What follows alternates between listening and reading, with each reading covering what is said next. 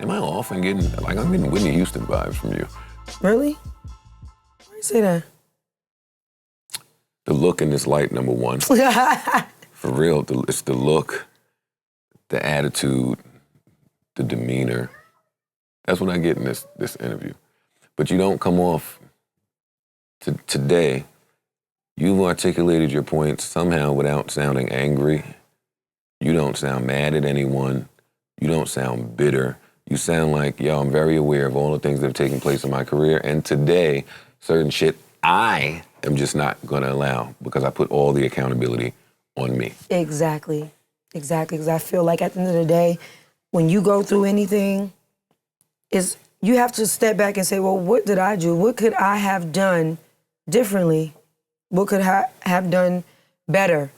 You know, so I'm just at a point, like I said, in my life where I'm leaving the blame. I don't have nobody to blame. I'm not angry, not bitter. Like you said, like I'm not any of those things. And I'm super, super busy and super blessed and super appreciative, you know. But know why it's so important for artists to speak to each other? Because for my entire career, like I went through a lot of shit. Some of the stuff similar to some stuff you've experienced. And I'll be honest, at some points, I thought to myself, fuck, I'm only experiencing this because I don't have a cosign. I'm only experiencing this because I'm a 21-year-old nigga from Jersey City who, y'all don't respect Jersey City, y'all don't respect me, I don't respect shit. There's nobody here to make y'all look at me.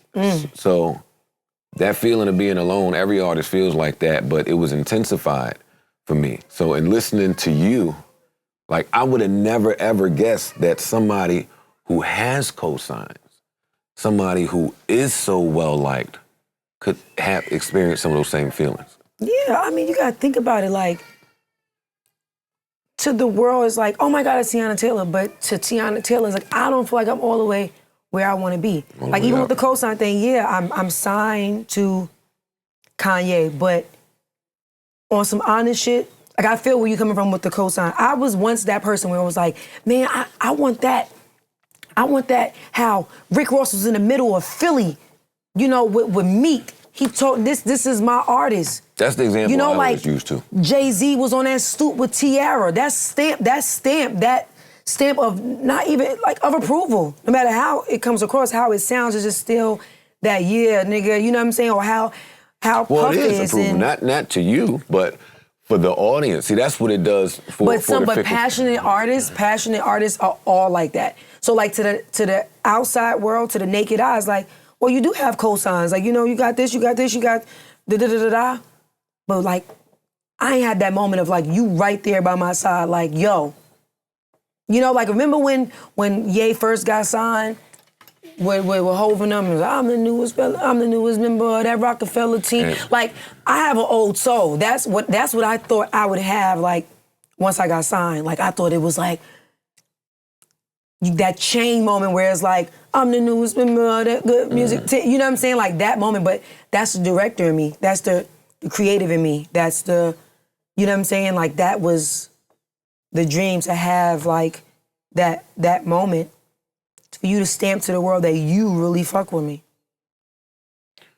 You're so talented in all these different areas, though. Do you think it could be that?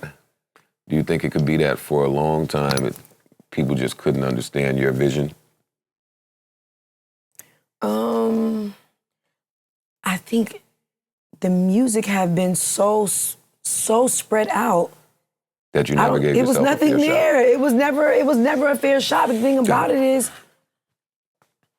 the people who let 7 years go by, or who let this amount of years go by, or who let this amount of time or whatever go by. Could you see yourself putting out 2 projects in a year? I don't know how many, but just consistent work. I've never had consistency in my music career. Never. Even after 7. When did I drop? When was the next album after 7? KTSE, nigga. Yeah. And 7 dropped what, 2014? I thought it was before that, honestly. Probably. Yeah, probably. But the thing about it is KTSE came out 2018. It's my shit still. Yeah, without a doubt. Still my shit.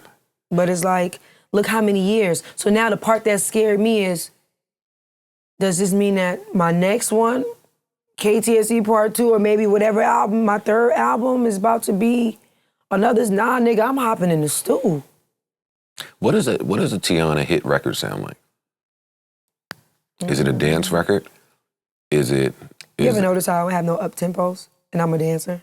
Work This Pussy's up-tempo. Yeah, but that's the only one of damn near like my And whole that's career. like a real dance. Yeah.